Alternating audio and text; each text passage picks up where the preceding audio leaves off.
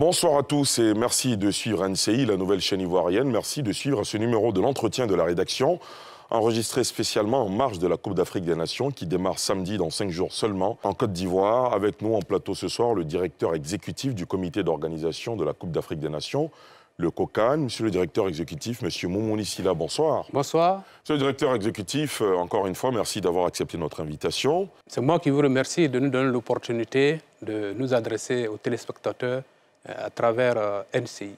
Je vous en prie, nous sommes à 5 jours de la compétition. La CAN démarre en Côte d'Ivoire dans 5 jours, le samedi 13 janvier prochain.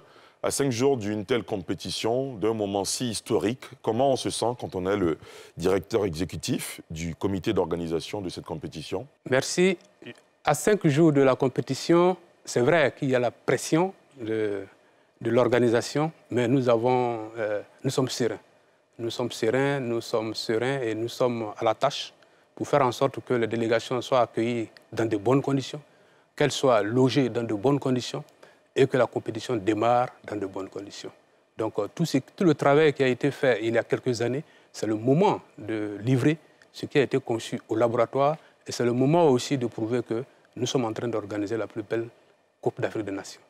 Alors, si on vous entend, les principaux défis et challenges en ce moment, c'est l'accueil, le bon accueil des délégations et leur hébergement. Les délégations ont commencé à arriver. Comment les choses se passent? Combien de délégations sont arrivées déjà? À ce jour, 3 délégations sont arrivées. Hier, nous avons accueilli le Maroc et la Guinée-Bissau. Aujourd'hui, nous avons accueilli la Tanzanie. Donc, les délégations arrivent selon le programme arrêté de concert avec la CAF. Chacun arrive selon les modalités qui lui conviennent. Donc aujourd'hui, il y a 3 délégations qui sont arrivées. Ça continue. Demain, d'autres arriveront jusqu'à la veille de la compétition. Jusqu'à la veille de la compétition, c'est-à-dire jusqu'au 12? Jusqu'au 12. Jusqu'au 12. Les dernières délégations arriveront le 12. Parfait.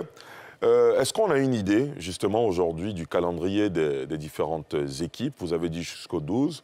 Mais est-ce qu'on peut savoir quand est-ce que, par exemple, des équipes qui constituent les favoris de cette CAN, selon les observateurs, arrivent, par exemple, le Cameroun, l'Algérie et tout le reste? Oui, Ali, il faut dire que le Maroc est arrivé. Ça fait partie des favoris. Bien sûr, bien sûr. Le Maroc est arrivé hier. Le Cameroun arrive le 10.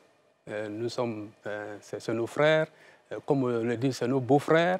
Donc le Cameroun arrive le 10. Ainsi de suite pour tous les autres équipes qui viendront.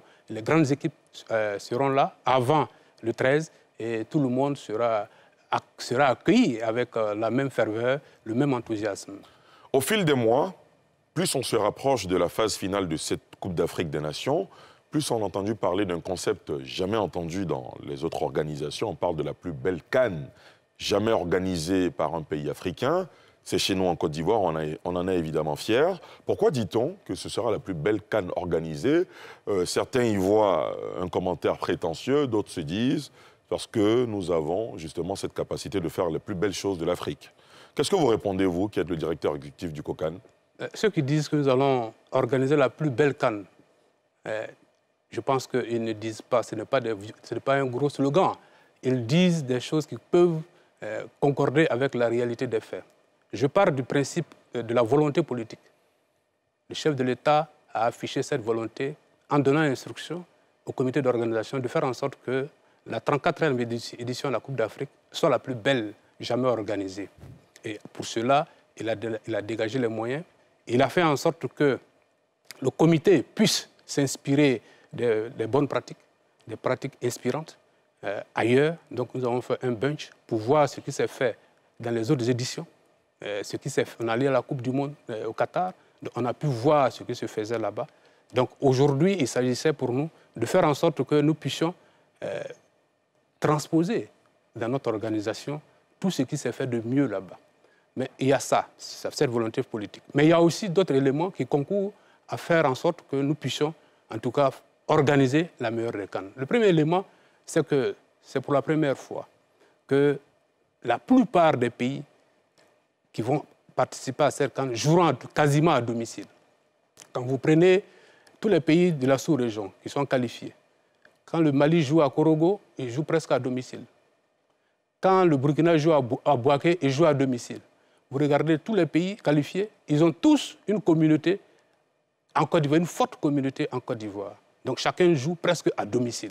Ça, c'est un gage de succès populaire de la compétition. Ensuite, c'est la première fois que vous verrez qu'à une CAN, toutes les grandes nations de football participent. C'est-à-dire qu'aujourd'hui, vous retrouvez dans notre 34e édition tous les pays qui ont remporté au moins 2 fois la Coupe d'Afrique des Nations. L'Égypte, le Cameroun, tous ces pays-là participent aujourd'hui à la Côte d'Ivoire. La Côte d'Ivoire. Donc tous ces pays-là se rencontrent. C'est la première fois que toutes les grandes nations se rencontrent pour disputer une Coupe d'Afrique des Nations. Donc ça aussi, c'est un indicateur. Ensuite, il y a que nous avons aujourd'hui, avec la Confédération africaine de football, réussi à asseoir un partenariat qui fait que nous avons une convergence de vues sur l'ensemble des sujets.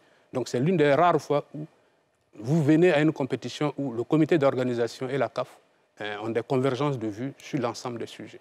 Donc cela procède aussi de la volonté du chef de l'État de faire en sorte que nous ayons avec la CAF les meilleurs rapports possibles. Donc cela a été traduit en actes. Aujourd'hui, avec la CAF, le comité d'organisation travaille main dans la main et pour faire en sorte que la compétition puisse être livrée dans les meilleures conditions. Donc tous ces éléments montrent que nous avons tout pour organiser l'une des meilleures éditions de la Coupe d'Afrique des Nations. S'il y a bien un élément, un événement qui va consacrer la plus belle CAN, justement, ce sera la cérémonie d'ouverture. Les Ivoiriens se demandent à quoi doit-on s'attendre. Est-ce qu'on aura tout ce que la Côte d'Ivoire compte de plus beau en matière de tradition orale, en matière de rythme et de culture? À quoi va ressembler cette cérémonie d'ouverture? Oui, je vais en revenir. La première question, la présente question, vous avez sur la question de la plus belle des CAN. C'est cela. Il y a un élément fondamental que je n'ai pas mentionné tout à l'heure. Allez-y, allez-y. La Côte d'Ivoire est un pays qui attire. Ce seul élément suffit pour dire que nous ferons la plus belle CAN. Aujourd'hui, quand vous prenez les statistiques, c'est la première fois que nous recevons, que la Confédération africaine de football reçoit 5200 demandes d'accréditation. C'est significatif. Pour les médias. Pour les médias. C'est significatif de l'enthousiasme ou de l'attrait que notre pays a auprès de la presse internationale. Ensuite, quand vous regardez aujourd'hui toutes les demandes qui sont faites à l'endroit des réceptifs hôteliers, donc actuellement, quasiment, les hôtels sont remplis, on n'a pas de place. Donc ça montre qu'il y a du monde qui désire participer à cette compétition. C'est du jamais vu. Donc tous ces éléments mis ensemble nous fondent à dire que nous allons organiser l'une des plus belles CAN. Et il y a aussi cette culture ivoirienne d'accueillir l'autre, de faire en sorte qu'on puisse faire ensemble la fête. Et nous avons cette tradition de mettre le visiteur à l'aise, de faire en sorte qu'il puisse, avec nous, se sentir chez lui. Très bien, parlons de la cérémonie d'ouverture. À quoi elle va ressembler? Parce que si on doit organiser la plus belle des CAN, c'est bien sûr parce que la cérémonie d'ouverture qui consacre justement le début des festivités, j'ai failli dire hostilités, doit être forcément belle, avec une ADN purement ivoirienne. À quoi doit-on s'attendre? Je ne vais pas dévoiler le contenu de la cérémonie d'ouverture parce que... Un tout petit soupçon, dites-nous un peu. Oui, mais vous avez vu la cérémonie de tirage au sort. Vous avez vu ce que nous avons montré au monde à travers cette cérémonie. Il en sera de même pour la cérémonie d'ouverture. Nous allons réserver aux Ivoiriens un très beau spectacle. Les équipes sont à pied d'œuvre pour livrer l'une des plus belles cérémonies d'ouverture. Et ça se verra le 13. Est-ce qu'on aura des artistes ivoiriens, par exemple? Parce qu'il y a une forte dose de patriotisme dans une telle compétition. Est-ce qu'on aura des artistes ivoiriens, des talents de chez nous? On n'est pas fermé, évidemment, aux talents qui viennent de l'extérieur. Mais on a envie de savoir si les Ivoiriens seront à fond à la faveur de cette fête. Oui, bien sûr. Magic System sera de la fête. Donc c'est l'une des plus grosses affiches de la culture de la musique ivoirienne. Très bien. Alors, parlons à présent des villages CAN. Il y a eu une polémique là-dessus. Dans un entretien accordé au président du COCAN, le ministre Amichia, il a indiqué qu'il fallait respecter un certain nombre de conditions. Beaucoup d'opérateurs semblent n'avoir pas bien perçu les conditions autour de l'obtention de l'accréditation pour ces villages Cannes. Aujourd'hui, comment les choses se passent? Vous avez suffisamment de villages Cannes dans Abidjan, à l'intérieur du pays? Ali Djarasouba, merci. Vous me donnez l'opportunité de faire la lumière sur ce débat sur les villages Cannes. On prête au Cannes beaucoup d'intentions, beaucoup de décisions qui ne sont pas conformes à la réalité des faits. Pour comprendre le débat, il faut remonter à l'accord d'accueil que nous avons avec la Confédération africaine. Le COCAN a signé avec la CAF un certain nombre d'accords. C'est l'accord d'accueil, le Host Agreement, qui met à la charge du COCAN un certain nombre d'obligations, notamment celle de faire en sorte que l'embauche marketing ne soit pas faite aux entreprises sponsors de l'événement. Donc nous avons cette obligation-là. Dans le cahier de charge aussi, nous avons à créer des fan zones. Ce sont des mini-stades qui permettent à ceux qui ne peuvent pas aller dans les stades, parce que nous avons le plus grand stade à 60 000 places. À Abidjan, nous sommes plus de 6 millions d'habitants. Tout le monde ne peut pas être au stade. Donc on pense que la création des fan zones permettra à ceux qui ne pourront pas aller au stade d'aller aussi regarder dans des conditions quasiment de stade le spectacle. Donc ces fan zones aussi, leur aménagement obéit à un cadre qui est tracé dans le cahier de charges de la compétition. Nous avons 6 fan zones au total, 2 à Abidjan, 4 à l'intérieur des villes, du pays. Chaque ville hôte a une fan zone. Donc à chaque stade est rattachée une fan zone. Il y en a 6. Il y a que la fête doit se faire. Les fan zones aussi ne pourront pas suffire. Donc il y a des initiatives qui sont prises pour faire en sorte que la fête puisse se faire dans d'autres endroits. Donc il y a des promoteurs de villages Cannes. Nous les avons appelés les villages Akwaba. Ces villages-là ont vocation à accueillir aussi du monde pour permettre aussi à ces personnes-là de regarder le spectacle dans un cadre sécurisé et dans un cadre aussi un peu confortable. Donc ces villages Cannes sont aussi réglementés parce que nous avons le souci de faire en sorte que ce ne soit pas le lieu aussi de réalisation d'activités d'embauche marketing. Donc ces villages Cannes, ils se créent librement pour autant que vous ayez l'agrément du COCAN. Donc vous pouvez, quand vous avez l'initiative de créer un village Cannes, vous adressez au COCAN une demande. Le COCAN vous donne l'agrément avec un cahier de charges qui définit comment est-ce que vous allez implémenter le village Cannes avec 2 éléments essentiels qui tiennent à la sécurité et à l'hygiène. Donc l'hygiène des lieux. Mais en dehors de ça, ceux qui veulent organiser la diffusion du spectacle dans des lieux comme les restaurants, les maquis, c'est libre. Alors je pense que c'est de là que part la confusion. D'aucuns ont prétendu que le COCAN ne veut pas qu'on organise ce spectacle-là dans les maquis et dans les restaurants. Il n'en est rien. C'est libre. Mais vous savez, toute liberté marche la main dans la main avec ses limites. Donc, il faut Quoi les limites? Les limites, c'est de faire en sorte que ce ne soit pas aussi le lieu de promotion de marques concurrentes aux sponsors. C'est tout. Est-ce que le COCAN a les moyens de contrôler tous les maquis, tous les espaces de divertissement et de restauration qui feraient la promotion d'autres marques, par exemple?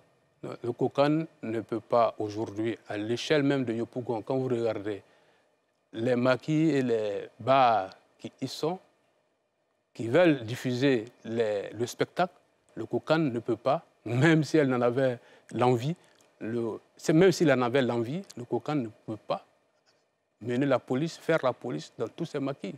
Donc, ce que nous disons, nous les sensibilisons, leur disons de faire en sorte que ce ne soit pas des lieux de promotion d'autres entreprises concurrentes des sponsors de la compétition. Si j'ai bien compris votre développement, les fan zones sont administrées par le COCAN, c'est bien cela? Oui. Les villages Akwaba par des promoteurs privés. Oui. Et libre cours est donné aux espaces de divertissement, restaurants, maquis, de diffuser le spectacle, comme vous l'avez dit, en respectant évidemment l'image des sponsors officiels de la compétition. C'est bien cela? C'est ça. Parfait. Il est question également, à la faveur de cette CAN, de 20 000 volontaires. Tantôt on parle de volontaires, de bénévoles. Dites-nous, ce sont les mêmes équipes? Non, ce ne sont pas les mêmes équipes. C'est quoi la différence? Au COCAN, nous parlons de volontaires. Ce sont des personnes à qui nous avons fait appel, de jeunes gens, à qui nous avons fait appel pour que d'autres mains viennent aider les agents du COCAN à organiser la compétition. Nous avons 10 000 volontaires au niveau du COCAN. À cela, il faut ajouter 20 000 bénévoles, mais qui ne sont pas partie prenante de l'organisation. Ils viennent au niveau ils relèvent du ministère de la Jeunesse, qui a vu là le moyen de faire en sorte que une bonne partie de la jeunesse puisse participer à l'événement, puisse apporter son concours à la bonne organisation de la compétition. Ils vont servir à faire en sorte que nous puissions, les compartiments de l'organisation qui ne relèvent pas des volontaires, puissent être remplis par ces volontaires, par ces bénévoles. D'accord, parfait. Les volontaires ou les bénévoles, bon, bénévoles j'entends bien, volontaires, ils sont rémunérés, ils sont encadrés par des conditionnalités particulières? Par principe, il n'y a pas de salaire. C'est un engagement libre, mais le COCAN a souhaité leur donner un montant forfaitaire pour leur permettre, en tout cas, de se sentir aussi dans la fête. Dans la pratique, ce sera quoi le rôle d'un volontaire, par exemple? Si on sera à Ebimpe le samedi prochain pour suivre le match Côte d'Ivoire, le match d'ouverture Côte d'Ivoire-Guinée-Bissau, ce sera quoi le rôle d'un volontaire? Il sera aux abords du stade, à l'intérieur du stade? Le volontaire prend le spectateur depuis le premier corridor, le premier cordon de sécurité. Il y a un volontaire qui s'assure que le ticket dont le spectateur est porteur est le bon. Il l'oriente, il lui montre la porte indiquée sur son ticket, il lui montre la bonne porte, il l'oriente pour qu'il puisse retrouver la place qui est indiquée sur son ticket. Donc depuis le premier cordon de sécurité jusqu'à son siège, les bénévoles orientent les spectateurs.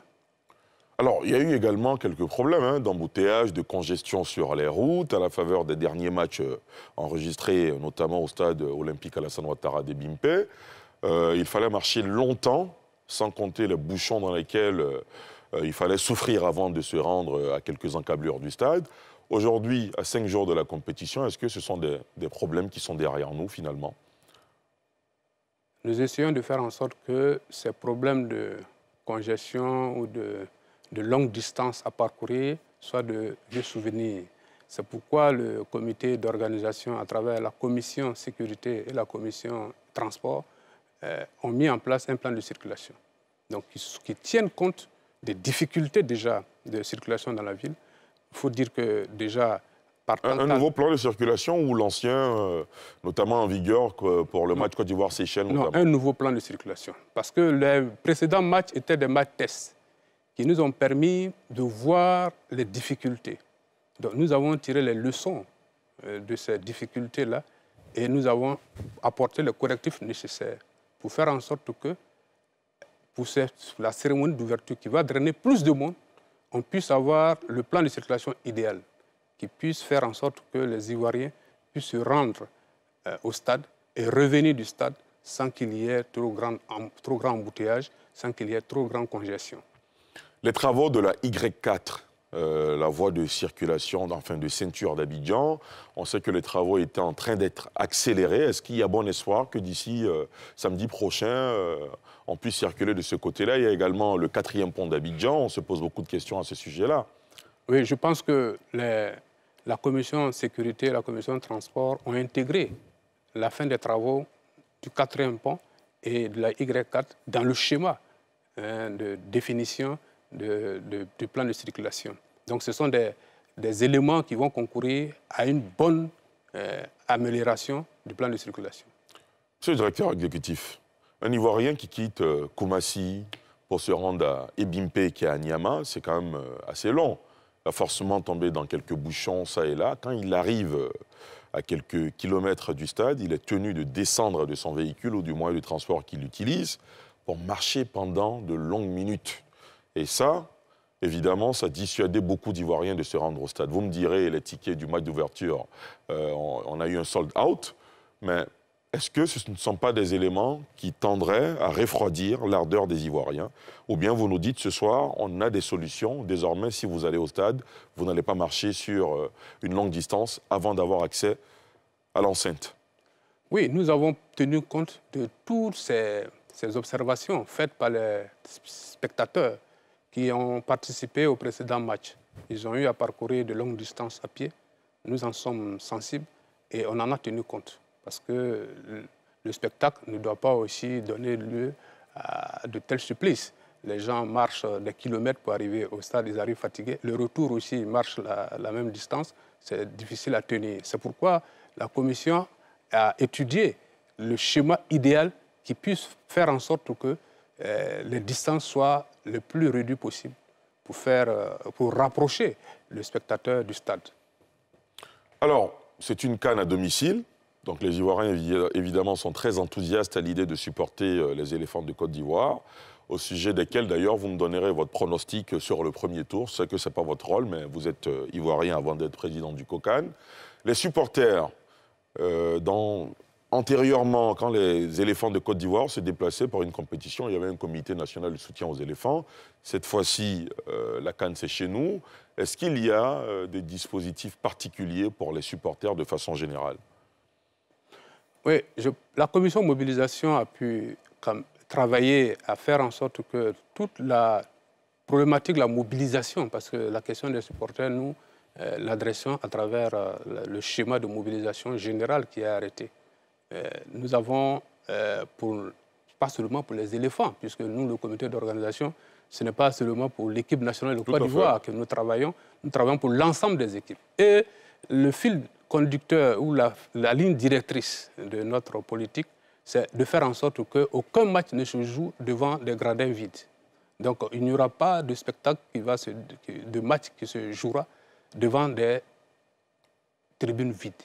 Donc c'est de faire en sorte qu'il y ait une stratégie de mobilisation qui puisse faire en sorte que les spectateurs, les Ivoiriens puissent se rendre au stade pour supporter, même quand les éléphants ne jouent pas, faire en sorte qu'on puisse aller supporter le match qui a lieu et chacun se mobilisera pour telle ou telle équipe et on affectera des pays à des quartiers, à des villes.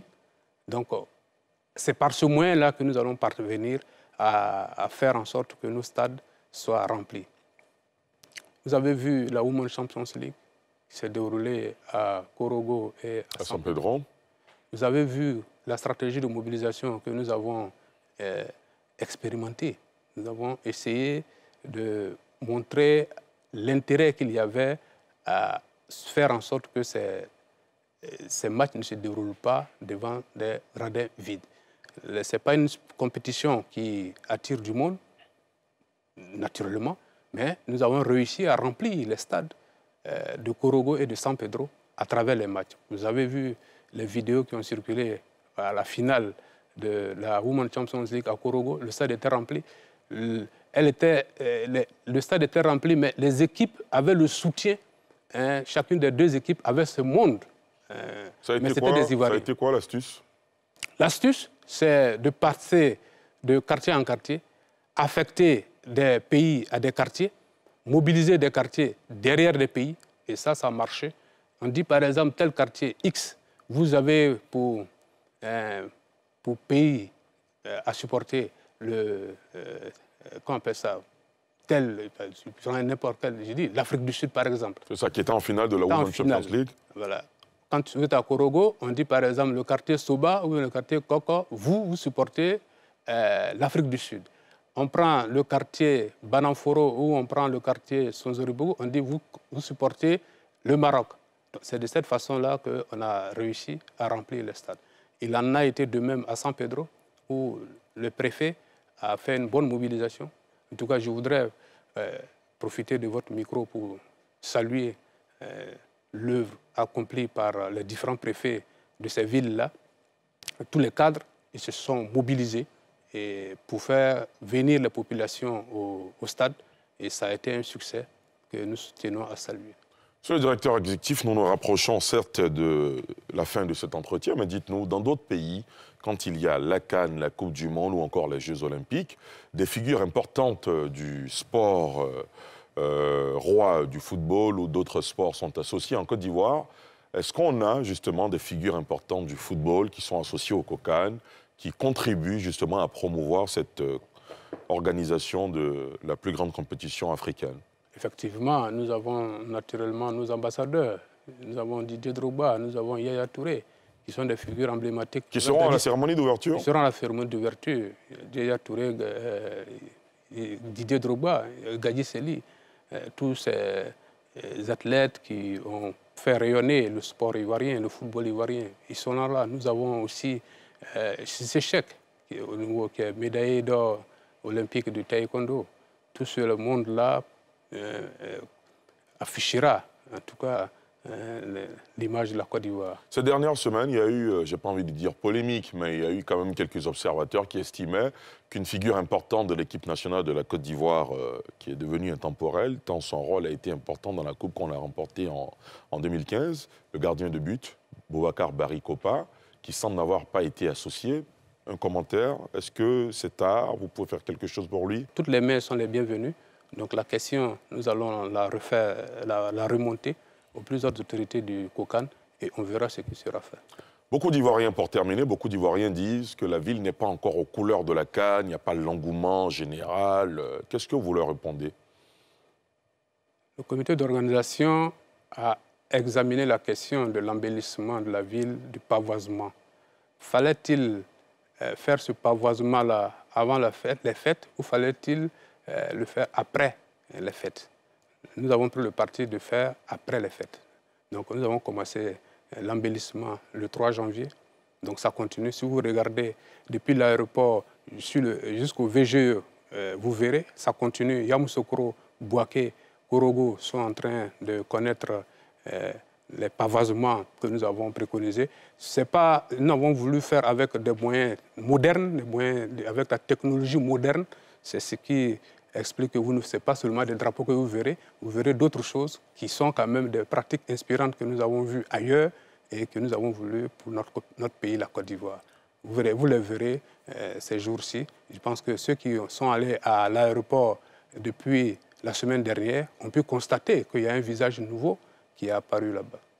Vous qui êtes dans l'opérationnel, dans l'organisation de cette CAN, au terme de cet entretien, est-ce que vous avez un souhait, un désir que vous chérissez au fond de vous-même pour que cette CAN réussisse, ou un message particulier que vous adressez à l'ensemble de nos compatriotes?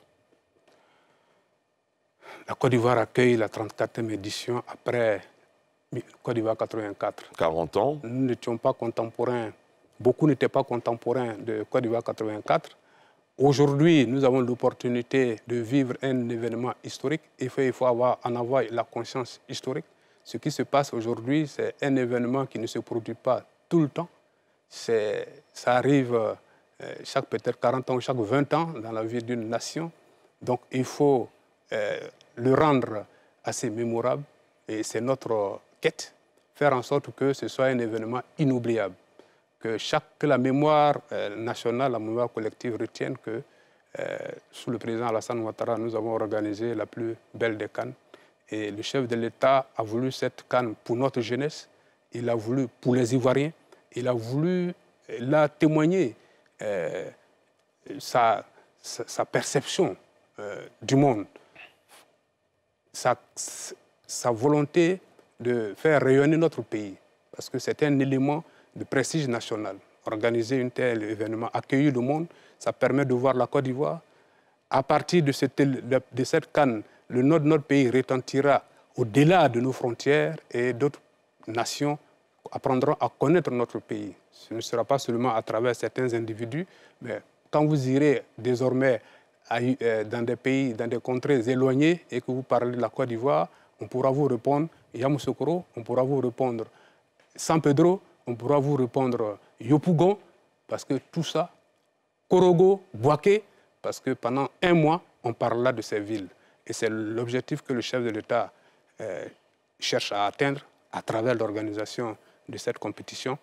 Repositionner notre pays, ça faisait partie de son programme de gouvernement lorsque il s'est porté candidat en 2010. Il l'a traduit à travers l'organisation de la Coupe du monde de taekwondo, à travers l'Afro-Basket en 2013, à travers les Jeux de la francophonie en 2017 et en 2024. C'est aussi un grand événement sportif que nous accueillons pour garantir ou du moins pour promouvoir notre pays à l'étranger. Moumouni Sylla, c'est vrai que vous organisez la CAN pour tous les pays qui y participent, mais avant tout, l'Ivoirien que vous êtes a peut-être son mot à dire sur les éléphants de Côte d'Ivoire. Vous croyez dans leur chance? Naturellement, nous avons une très belle équipe. Elle nous a montré du beau spectacle à travers les matchs tests. Le dernier match s'est joué le week-end dernier. À San Pedro. Vous avez vu leurs prestations, donc ça augure d'un bon parcours. Et nous sommes en tout cas fondés à dire que nos éléphants iront loin dans cette compétition. La Coupe peut rester en Côte d'Ivoire? La Coupe n'a pas d'autre choix que de rester en Côte d'Ivoire. Mesdames et messieurs, c'est la fin de ce numéro de l'entretien de la rédaction spéciale CAN. Demain, nous recevrons d'autres responsables en charge des commissions du comité d'organisation de la Coupe d'Afrique des Nations, notamment le responsable de la commission sécurité, le directeur général de la police nationale ou encore le responsable de la commission transport. Merci de nous avoir suivis. Je vous souhaite de passer une excellente soirée sur la nouvelle chaîne ivoirienne.